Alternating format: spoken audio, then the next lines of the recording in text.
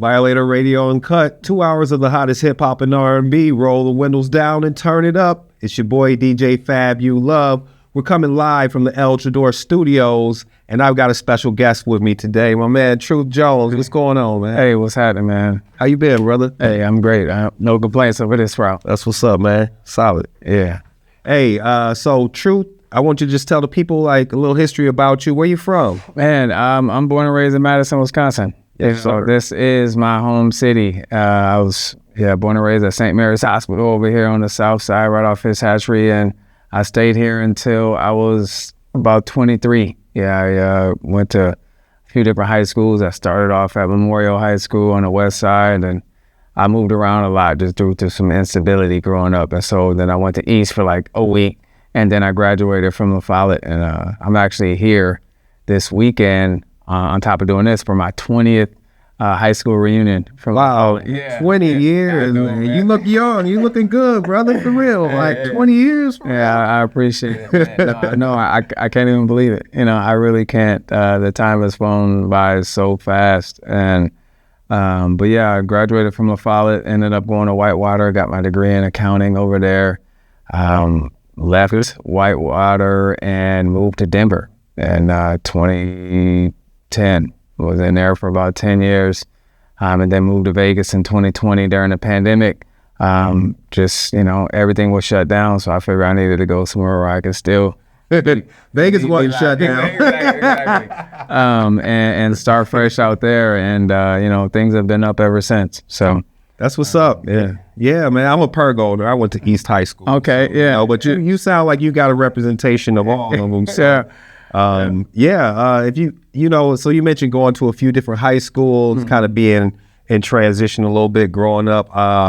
If you could just kind of talk about that and how that's impacted your music and your inspiration for doing music, like how has that created Truth Jones? Yeah, well, I mean, I would say that my experience has created all of my music, maybe with a small portion, a very small portion, maybe like 1 or 2% or so that is just pure off of creativity and not something that I experienced myself, but I got songs like Trenches, songs like Mirrors, songs like Too Late, that really encapsulate my experiences here in Madison. I moved away out of Madison actually in 2010 with a very bitter taste in my mouth, I can imagine. Yeah. Like I said, I moved around a lot. My youth, my upbringing was just very tumultuous. My pops wasn't around very much, and my mom and me and my brothers all got separated when I was 12 years old. And so from that point, like I went to this different white family's home. My older brother went to another white family's home, and my oldest brother went to another white family's home. And so I didn't really get to see them very much. And life, the way that I knew it, coming up in the neighborhoods where the rest of the black people were, whether it be in the Ally area, in the Darbo area. Yeah. That's where all my family is. Simpson right down the street, like Badger Row over there by Lincoln Elementary School. That's like where all of my family members live. But then when I got separated, I went all the way over there off of Flom Road, on a I guess east side-ish, by La Follette, and I spent a little bit of time there, and so it was a bit of a culture shock, right? And then I went back to the west side, and then went back to the east side again. So I did a lot of moving around. Like for a while, I felt like Eminem at 8 Mile with all of my stuff in a trash bag, and just listen from place to place. So That's that like negative experiences, and then dealing with like a lot of the racism and stuff here, and dealing with the police and their racism here. Like when I left out of Madison, I was like, I need to get up out of here. You know what I'm saying? Because I was like, this place is really oppressive. There just wasn't a lot of success with folks who look like you and I. Yeah, there's not a lot of outlets. For sure. Minorities. We can agree with that. Yeah, and then it was just like, it was like a war on everything black here, where it was like you couldn't go into certain establishments and have anything that was representative the dress of black code? folks. Oh yeah, no baseball caps. They told me I couldn't even go have a white t-shirt. I was like, what? No white teeth. I was like, so you mean to tell me I could draw on a Nike sign on my shirt and you'll let me in? And they were like, yeah. I'm like, this is ridiculous. You know what I'm saying? So I was like, I needed to get out of here. And so when I left Madison, I had, like I said, a very bitter taste in my mouth. However, this is my home and this is what shaped me, right? And I realized when I left that I had a lot of growing to do. And so I did a lot of that growing in Denver, since it's essentially a bigger Madison. Like, so if anybody's never been to Denver, go to Denver. It is a very natural transition from here. You know, climate is way better, but you still get a sprinkle of snow. But the city is bigger, and so it allows your mind to expand a little bit. Yeah, and a lot of artists that I talk to, especially from Madison, you know, like you have to go outside of Madison. It's not just Madison, it's towns like Madison, right? Like, this is a college town, this is a predominantly white town. Mm-hmm. It's not big on hip hop culture or black culture at all. Yeah.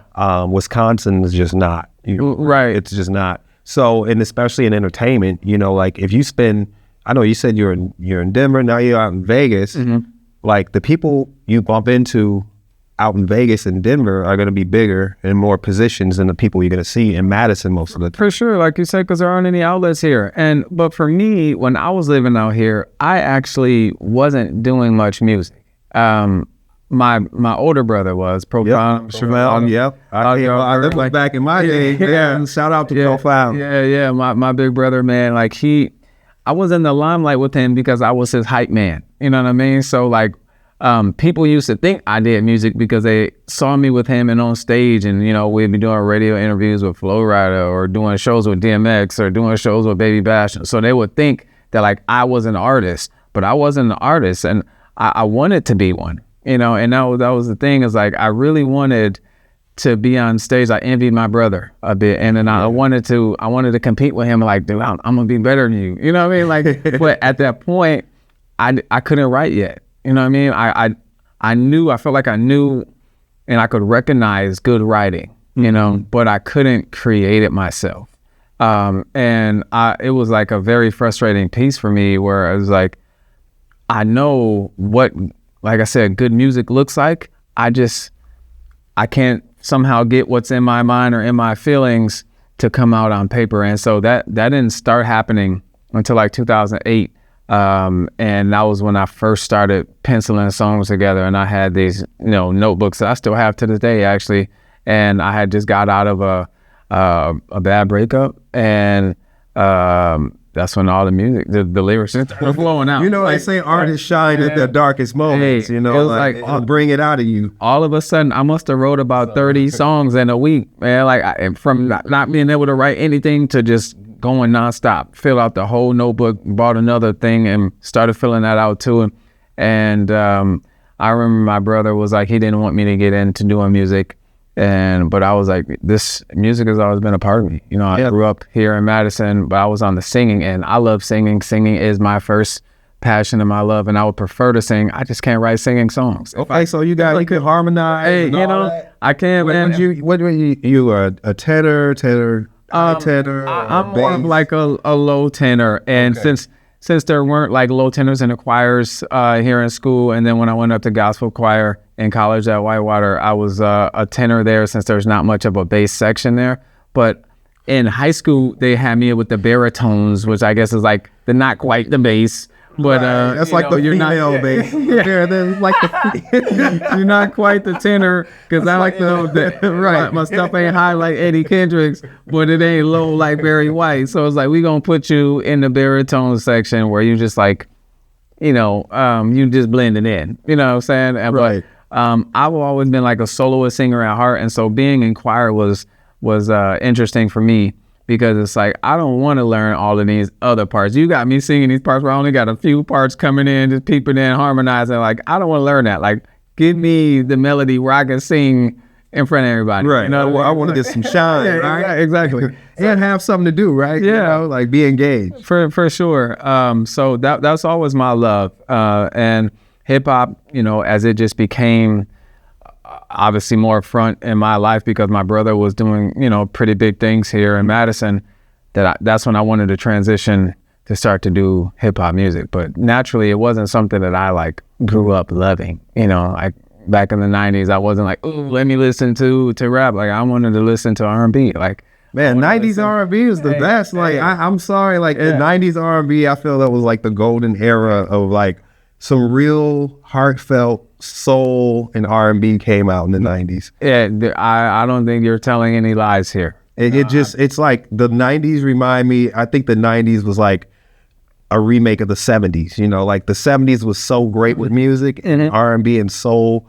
And then the 80s was like, people do a lot experimental, of stuff. right? 80s experimental. And then the 90s is like, well, let's bring it back home, you know, like late 80s, early 90s, you know, that Mary J. Blige, Jones, you know. So we don't really want to name all the time, but the R. Kelly's, you know. I mean, like, we can't deny that, man. It's had a huge impact. R. Kelly, incredible. The Jodeci's. I mean, you had the groups, you had the solo artists, you had everything in the 90s. You had the Bribing Nights.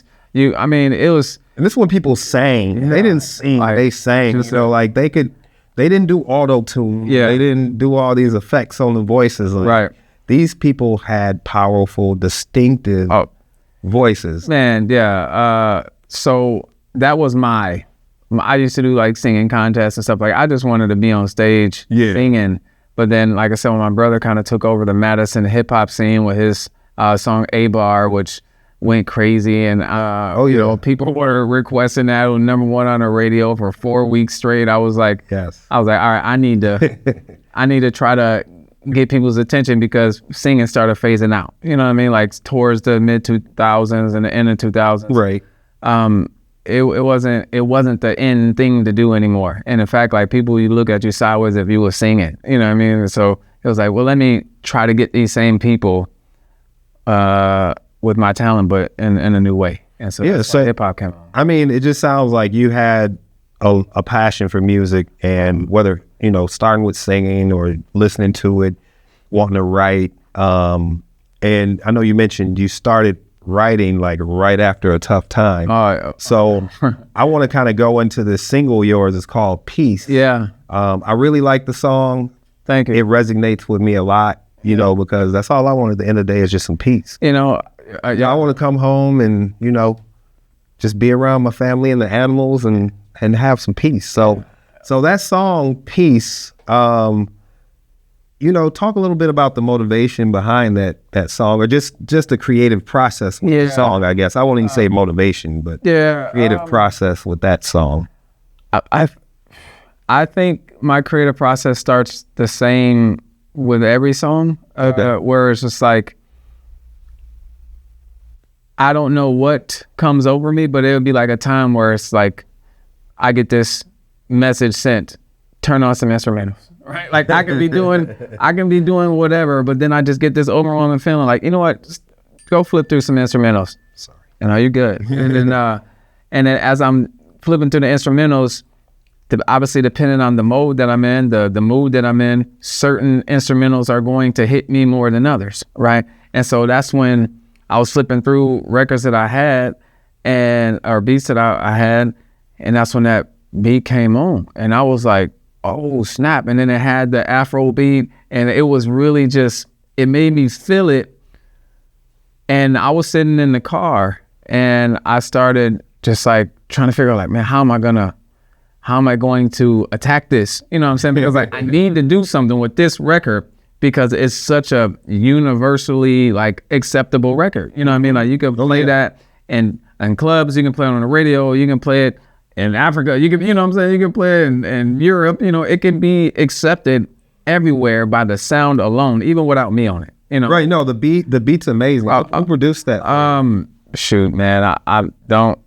Don't get your line right now. I'll look up the credits. We have the credits. Yeah, but I can't remember. Shout out to whoever did the production. We gonna figure it out. We gonna give you so bad. But that's like, it is a hot track. Jacques Tony. Yeah. I feel bad. Don't. Hey, shout out to Jones X Tony. Yeah, we'll edit that last part. Yeah. Hey, this ain't live, so we'll edit it. Just because, Jones X Tony, man. Shout out. The beat is hot, man, blazing, and insane. And obviously, I couldn't make the record without being inspired by that music. And so that's when I said my process is the same. I don't write music first. I don't write lyrics first. I need to have the music, because I feel, and I know it sounds crazy, but I feel honestly like I'm an interpreter for the music. Like the music already has the message that it wants to say.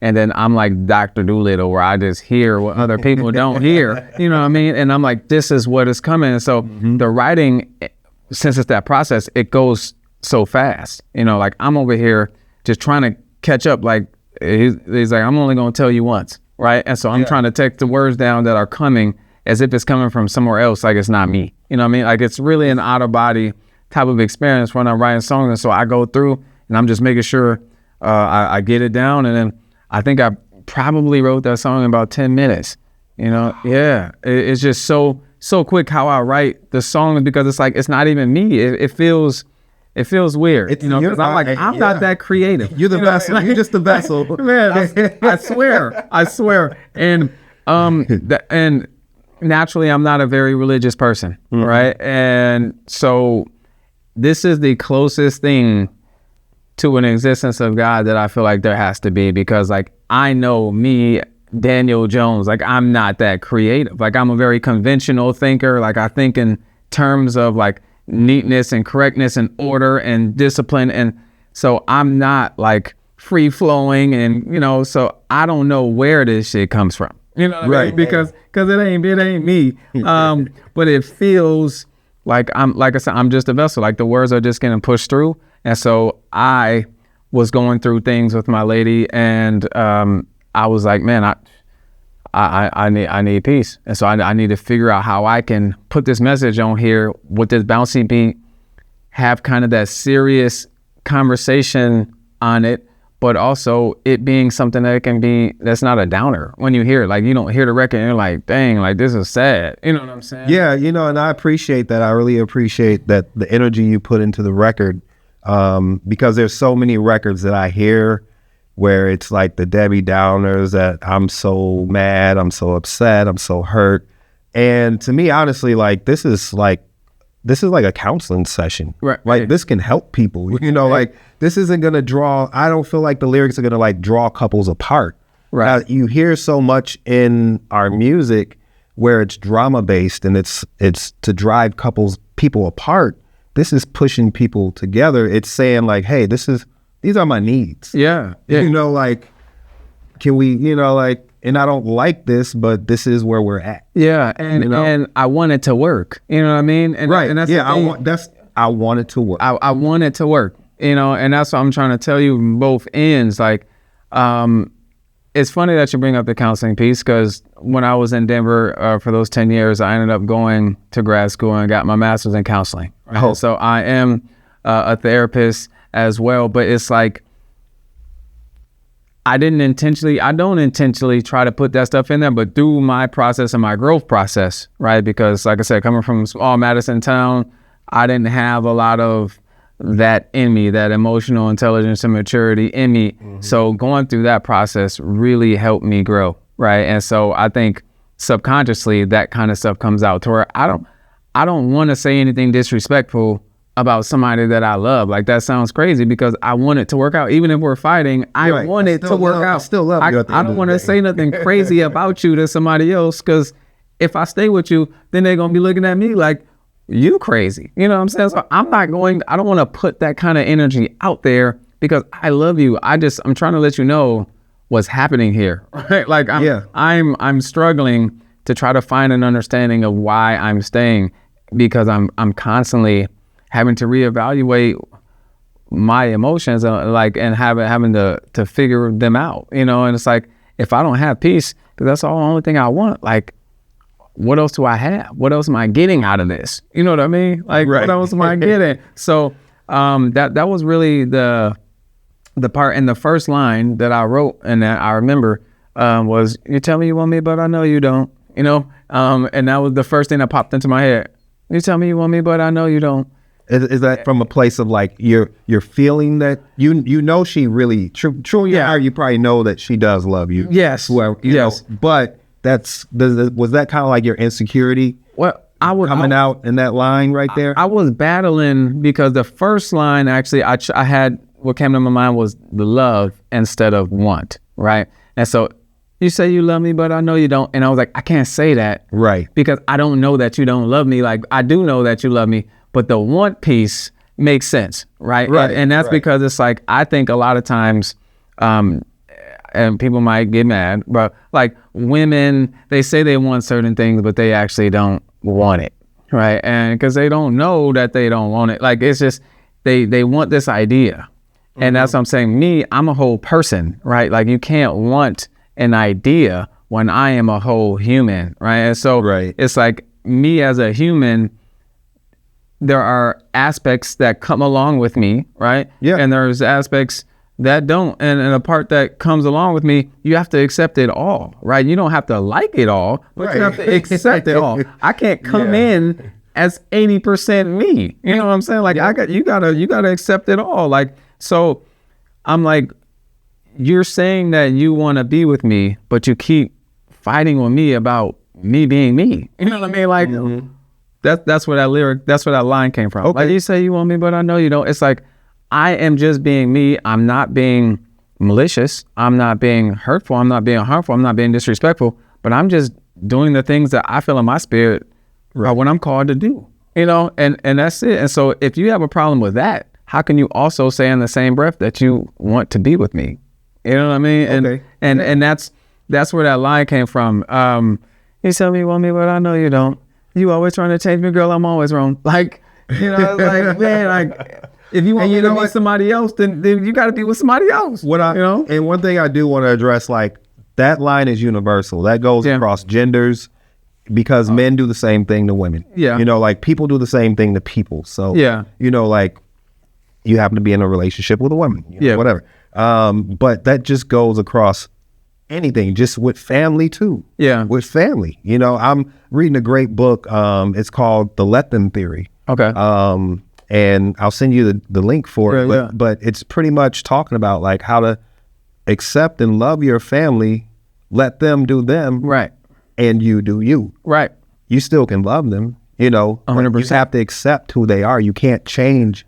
The only way change is going to come about is if someone wants that change for themselves internally. And you know this. You got a degree that tells you that. 100%. And it's and that's the thing, man. Is that you have to let people to be them, and you have to decide for yourself whether or not you want to allow the person into your space. Right? Like, it's not for me to change you and tell you to be somebody else. Like, who am I to do that? Right? It's like, if I don't like the way that you rocking, then I have to decide to remove myself. Like, it's not for you to decide to change yourself to stay with me. Like, it's for me to decide. Like, and so that's the whole thing. It's like, I'm not gonna try to change nobody, because that person is perfectly functional in their own bubble. And if they're satisfied with where they are, then who am I to tell them that they shouldn't be satisfied? Right? Like, it's not my job to do that. Right. Yeah. I mean, the song, if y'all haven't heard it, it's called Peace.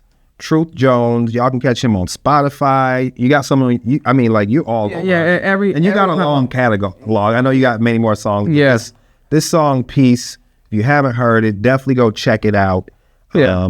You want to talk about where else they can find it at? Yeah. I mean, Spotify, YouTube Music, Apple Music, Tidal, Pandora. It's everywhere. Yeah, everywhere except for SoundCloud. That's really the only thing that I don't put any music on, SoundCloud. Yeah. So if people are still using that in 2025, like, I don't have anything on SoundCloud, but everything else is on all the other major streaming platforms. And just shout out to my older brothers, Pro and Amir, because they're the ones who told me that this was the record to push, right? Like, I feel like I have a bunch of records that are worthy of being heard, right? You know, but they're like, "Hey, this is the one. This is the one," and I'm just like, "Okay." So yeah, I heard a few of your songs. Like, I did go on Spotify and check out the catalog, and I would agree with them. Okay, like, I would agree, especially with the sound. The sound is right on point, right on cue with kind of the wave and what's happening. And just the lyrics and just the higher level of consciousness, because music is evolving. Yeah, for sure. Finally, we regressed because we were very conscious at some point, and then it went down to being stupid and, you know, ignorant and uneducated. But now it seems like there's been more and more artists who are coming out with more conscious music. More music with messages. I actually changed my philosophy because, you know, everybody chasing $1 million. I want to get to that million. I want to get that, you know, get that bread. And my philosophy now is like, I want to help 1 million people. Yeah. Like, how can I help and inspire 1 million people? Yeah. Because the money's going to come. Yeah. Like, the money will come. 100%. So if you living in your truth, which, Truth Jones, you know what I'm saying? Like, my man is living in his truth. Right. It's not a coincidence with the name. It's going to come for you. You know what I'm saying? Yeah. And you know, like, it seems like you have that energy where you can just tap in to certain, like you say, you're the vessel. It just comes through you. Yeah. And you start writing, and I feel lucky. It's there. Yeah, I feel that's lucky. A gift. And that's why it's like the one thing that I'm, I guess, most proudest of my catalog is that like no two songs sound the same. You know, like I am such a lover of music that there's going to be so many different sounds.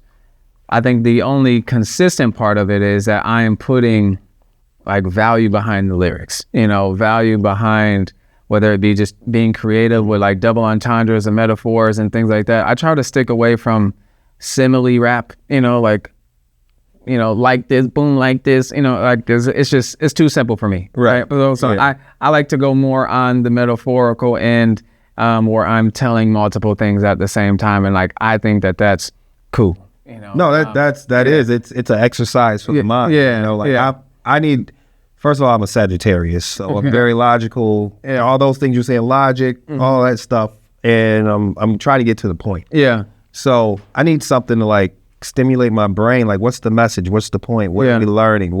Oh man, he said this, that's a triple entendre. Right. Dang, like, wow. So I like stuff like that. And I'm a huge fan, you know, like of a lot of rappers that bring that kind of stuff where it's like, wow, he just played off of that, like, dope. I don't like the whole, similes are cool, but it needs to be a little more. Like, you can throw a few similes, but a lot of rappers only stick to that. Right. You know that. Yeah. It's just real simple. Yeah. And I'm just like, if you're going to try to elevate music, you got to come with something that's has more depth than that. You know what I mean? Like, and I really want to elevate music because of how much I love it. Like, I truly love music. I don't know if people understand. Like, I'm like Shazam. You know what I mean? The way I have lyrics and songs just stored up into my system, not even just mine, but everybody's songs and lyrics. And I was always this way. Like, even when I was a kid, my mom caught me singing Aretha Franklin when I was 2 years old. You know, like, I just, when it comes to lyrics, like, I just remember lyrics like it's nobody's business, you know. That's amazing. Yeah. And so it was definitely something that I feel like I'm destined for, and being able to live in that space, I just feel grateful. Like, I feel so grateful that I get to create music, whether if one person hears it or 1,000 people hear it or 1 million people hear it. Like, I feel grateful every time I'm in the studio. I feel alive, and so if nothing else, I'm just grateful to be able to produce it. Yeah, I mean, if you do it for what you love, if you're pursuing your passion, then it's not really work. It's a win-win. It's a win-win all along. 100%. I'm here, DJ Fab, you love Violator Radio, uncut, in the studio right here with Truth Jones. You want to let them know where they can follow you, find you online on all your socials? Yeah, I will tell y'all right away that I'm not very good at social media, so I'm just keeping it a buck, right? But you can find me at Truth_Jones on Instagram and TikTok. You might not catch a reel about once a week or so, or maybe once a month, but I'm trying to do better. All right, I'm trying to do better. Oh, I want to give a shout out also to my guy Conflict. He's the owner of Dope-esque. He's based out of Vegas, and so he got a whole clothing line. Everything is fly as hell. And so I rep that. And then this is mine right here. I own it. That's my own company. Now let's talk about that. Okay. What does that say on your shirt? It says FVCK fame, right? I wanted to say fuck fame without being vulgar because I that's what I've seen it. That's what I thought. I was like, hashtag fuck fame. Yeah. I don't like being vulgar, and when you hear my music, you'll hear that. Like, I'm not necessarily like, oh, I want to be squeaky clean, but also at the same time, like, I don't like being vulgar. Yeah. Just in my personal life. So the hashtag was because I had different epiphanies back when I was growing up with my brother, and he was big.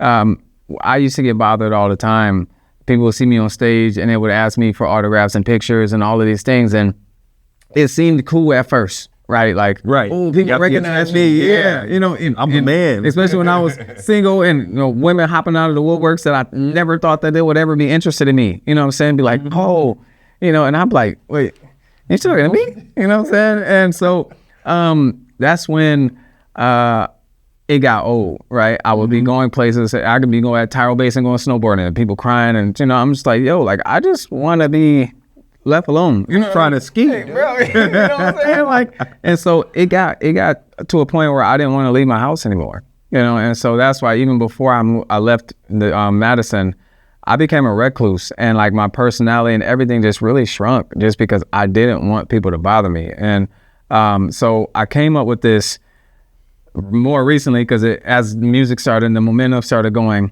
I wanted to be really clear, like, love my music, but don't love me. You know what I mean? Like, give me some space. Yeah, exactly. Like, True Jones needs some space. Yeah, okay? Like, I don't know how to do that. I'm still trying to navigate how to possibly do that. But I want you to love the music and the product for what I do because I feel like I'm adding value to the universe. But I don't want to be somebody who everybody recognizes and comes up and finds. And so, like, I released a few videos. And my videographer was like, why would you decide to do this? Right before I came, I was like, dude, don't show my face in none of these videos. You know, I'm like, just show the back of my head. Show me like Wilson from that Tool Time. You know, you don't see this part or below. You know, like you only get half of them. I was like, man, don't show me. And I'm trying to move away from that now, just because obviously that's a hard way to gain popularity if people can't put a picture to who you are. But even like my album cover shows the back of my head. Like I was really trying to be all in on this whole like hashtag fuck fame thing, and I still in my spirit feel that way as well. Like I don't want people to know and be running up on me. Like I don't want that. I when the lights are on, I give everybody everything that they want from me and more. And after the stage is over, I'll be willing to do that stuff. But when I'm out of the venue, it's over with. You know what I'm saying? Let me just float and walk into Walmart or Target or anything without getting the shirt off of my back and all this stuff, because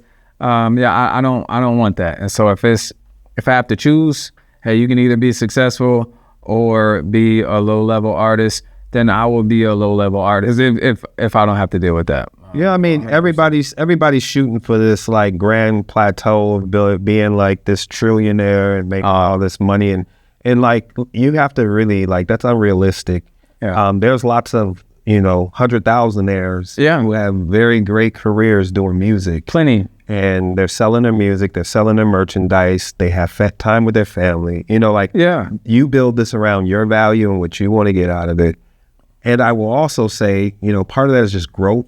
Yeah. As an artist, like, you will experience some of those uncomfortable moments where you have to kind of come up out of that shell a little bit. Yeah. However, it's like, just don't push yourself too far. Yeah. So yeah, you got to give your fans a little something, you know what I'm saying? Because I look at it like this, like they're giving something to you for sure by being loyal. So like, if you got it, like you say, you'll sign the autographs, you'll do that. But if you see me at Walmart trying to pick up my groceries or pick something up for the house or whatever, like, just say hi and keep it moving. Right, maybe a selfie. I might do a selfie. Like, don't ask me a billion questions. Don't ask for an autograph. It's like working in a school systems. I get that already, right? Like, we'll be at the Dollar Tree or something. They're like, Mr. Jones. You know what I mean? It's like, man, I can't go nowhere. And so now you start adding in this whole the music aspect of it. Is I want peace. That's part of why I moved out of Madison. Actually, I've been working in the school district for 20 years. Okay. So, and I've been doing community work. So I raised a lot of kids, and they kids got kids right now. So I know how old I am. But yeah, I was just, every time I go out to somewhere in public, it was like, hey, what's up, man? Don't you remember me from here? And I feel bad because I don't always remember everybody. But you know what? Like, I take that as like, I must have done something really impactful during the course of my contact with this person for them to like remember me and like smile. Yeah, for sure. Like, I'm sure you get those smiles, you get the excitement, you get that energy. Yeah. But it also takes energy too. Okay, that's the third person. I was supposed to be back home a half hour ago. You know, like, at the skating rink, I'm just trying to spend time with my daughters, man. Like, you know, but no, and I'm not ungrateful because obviously, like you said, I created the space for that even to occur, right? And so I know what I'm doing when I'm working, and I know the avenues in which I'm working in. It's just at the same time, it's like we need to recharge our batteries too. Yeah, know? It's like you can't pour from an empty cup. You know, if I done gave everything that I got, then I ain't got nothing else to give. Right. So y'all read the book, The Giving Tree? Hey, that's exactly it. If you haven't, go read it. Hey, shout out to Orchard Ridge, man, for putting me on that back in the day. You know, that was my school. Wow. You know what? I work with Orchard Ridge right now. I'm right across the street from there. We ain't gonna put on it. Okay. But we ain't gonna get into all that right now. Truth Jones here in the studio, El Chador Studios, Violator Radio Uncut. I'm Violator All-Star DJ Fab. You love. I'm gonna sign off to y'all. Peace.